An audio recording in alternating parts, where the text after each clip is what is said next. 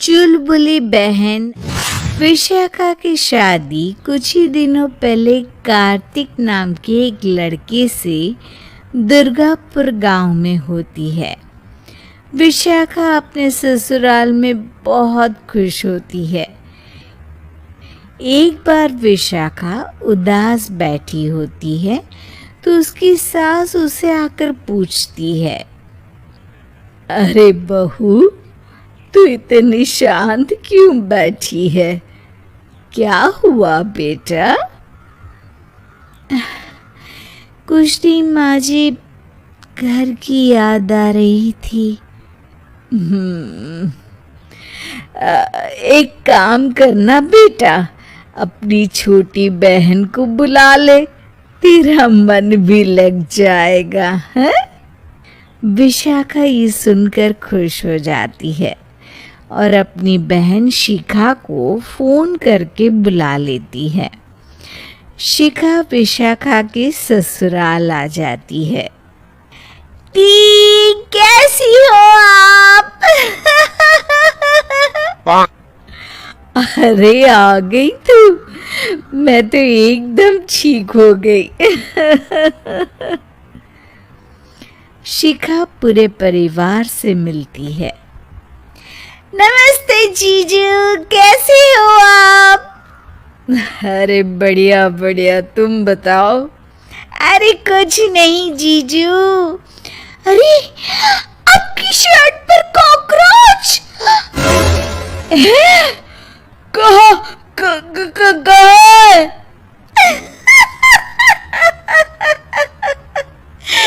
Sorry जीजा जी।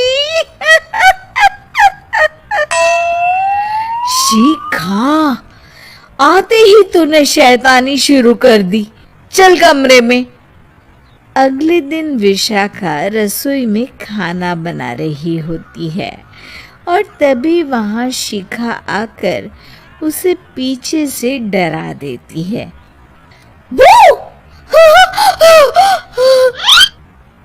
विशाखा डर जाती है और शिखा हंस पड़ती है। तू पागल है क्या शिखा? अभी मेरे हाथ से सब्जी गिर जाती ना। अरे दी, आपको क्या हो गया है? शादी से पहले तो कितनी मस्ती करती थी और अब एकदम बोरिंग हो गई है आप। ऐसा कुछ नहीं है शिखा, वो तो शिखा, चूहा! दीदी दीदी दीदी दीदी, मुझे चूहे से बहुत डर लगता है। कहाँ है चूहा?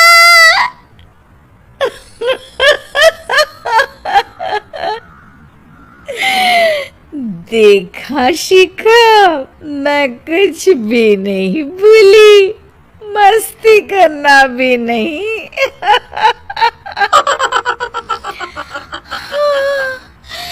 सच में दीदी, आपने तो डरा ही दिया था मुझे। दोनों बहनें आपस में बात कर रही होती है, तभी शिखा को एक आइडिया आता है। दी, क्यों ना आज हम इन सबको डराए? नहीं नहीं शिखा, ये मेरा ससुराल है, यहाँ लोग मजाक में नहीं लेंगे तुम्हारी बात को। अरे दी, तुम भी ना कितना सोचती हो। रात में जब सब सो रहे होते हैं कि अचानक से विशाखा की सास को पायल की आवाज सुनाई देती है। वो आंगन में आकर देखती है तो आवाज आना बंद हो जाती है। अरे कौन है इतनी रात को?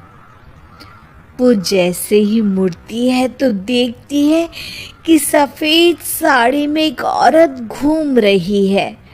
वो डर जाती है और भागकर अपने कमरे में चली जाती है।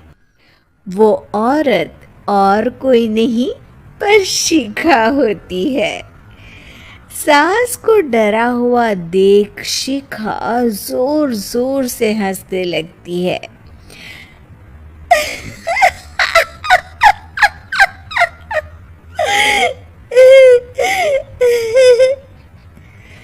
अगले दिन शिखा ये बात विशाखा को बताती है। ऐसा तुझे नहीं करना चाहिए था शिखा, ये मेरा ससुराल है और तू यहाँ ऐसे मजाक नहीं कर सकती। किसी को पता चल गया ना तो हमारी तो शामत आ जाएगी। अरे कुछ नहीं होगा दी, मैं तो सोच रही हूँ कि आज अच्छे से मेकअप भी कर लूं तो और ज्यादा मजा आएगा। शिखा वहां से चली जाती है और विशाखा की सास ये सब सुन लेती है। ओह, तो ये सब शिखा का करा धरा है। रात में जब पूरा घर सो रहा होता है तो शिखा फिर से मेकअप करके आती है और पायल की आवाज़ फ़ोन से बजाकर टहल रही होती है घर में। तभी उसके ससुर आ जाते हैं। शिखा जैसे ही उनको डराती है वो अचानक से गिर पड़ते हैं और बेहोश हो जाते हैं। शिखा ये देखकर डर जाती है। अरे अंकल जी, क्या हो गया आपको? दी, जीजू, जल्दी आओ। अंकल जी उठिए ना।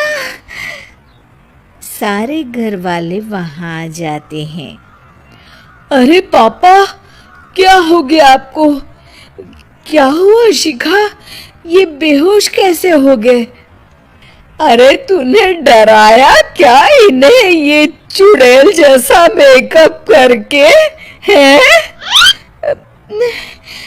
आंटी जी, मैं तो बस मजाक कर रही थी, मुझे नहीं पता था कि अंकल इतना ज्यादा शॉक्ड हो जाएंगे। तुझे पता है ये दिल के मरीज है। हे भगवान, इन्हें तो दिल का दौरा पड़ गया है। शिखा घबरा जाती है। क्या दिल का दौरा? तेरी वजह से आज इनकी ये हालत है। इन्हें कुछ भी हुआ ना तो तू जेल जाएगी, समझी? शिखा रोने लगती है। नहीं नहीं आंटी जी, ऐसा मत बोलिए, अंकल को कुछ नहीं होगा। तभी ससुर को छींक आने वाली होती है। वो छींक रोकने की कोशिश करते हैं लेकिन फिर भी उन्हें छींक आ जाती है और उनकी आंख खुल जाती है। अंकल, आप ठीक तो है ना अंकल? ससुर और सास हंसने लगते हैं। क्यों बेटा, सिर्फ तुम्हें ही मजाक करना आता है क्या? है? तो क्या पापा बेहोश नहीं हुए थे? अरे नहीं नहीं, मैंने ही प्लान बनाया था ये। पर क्यों माँ? क्योंकि विशाखा को लगता है कि ये उसका ससुराल है। उन्हें ऐसी मजाक वाली बातें पसंद नहीं आएगी। पर उन्हें ये नहीं पता कि अगर ये दोनों बहनें शेर हैं तो हम भी सवा शेर हैं। ये तो बिल्कुल सही कहा आपने आंटी जी।